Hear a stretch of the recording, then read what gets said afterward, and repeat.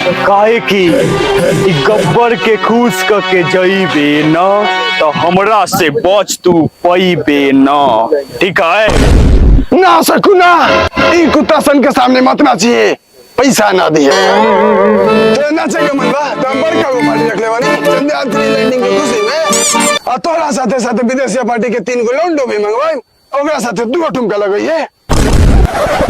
अरे ओ तारा, ये तो बहुत नाइंसाफी है रे।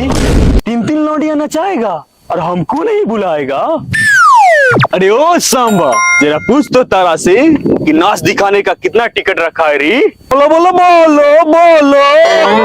गब्बर, मैं तुम्हारा मुंह पी जाऊंगा, ना ना खून पी जाऊंगा।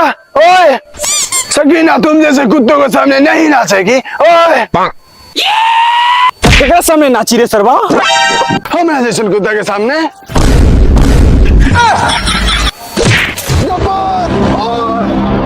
सकीना चल नाच।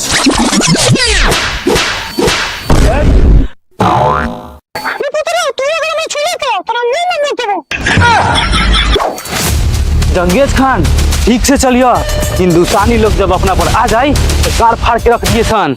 जी हजूर, गोरे हमरो गाल फटता। कोई बात नहीं खे, ऐसू हम लोग सकीना के न ले जाए तो पाकिस्तानी से मिल के गाड़ फाड़ दिए। इससे अच्छा बा कि हिंदुस्तान में फट जाओ, काहे कि हमर बाप के पुश्तानी बा ये सब।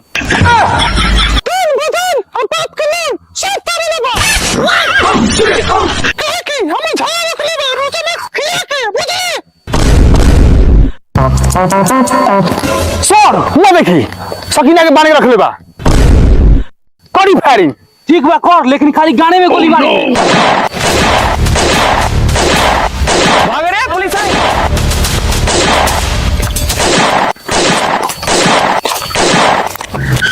सरदार रुको।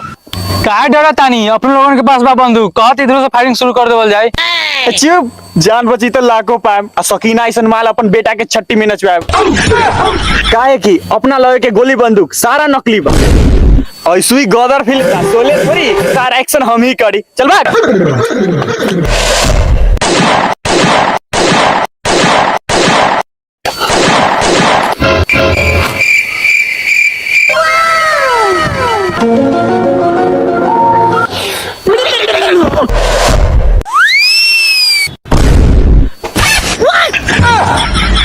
बाप हुआ परेशान होता, तू यहाँ रंगोलिया मनावा तारू। चल भाग जा। ओए हमर सकीना के हमरे हवाले कर दे, ना तो मानम शिक्षक के 6 गोली छाती मेरे अब पावर होला ई जाति मेरे।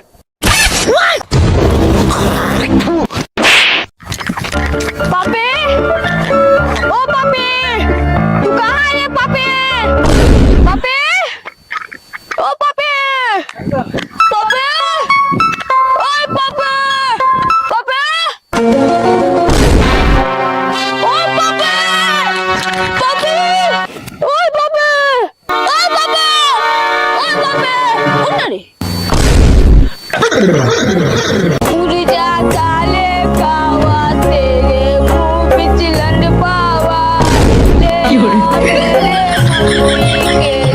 तारा भोसरी वाला ले आ जल्दी भोसरी वाला जल्दी जा रे तारा ले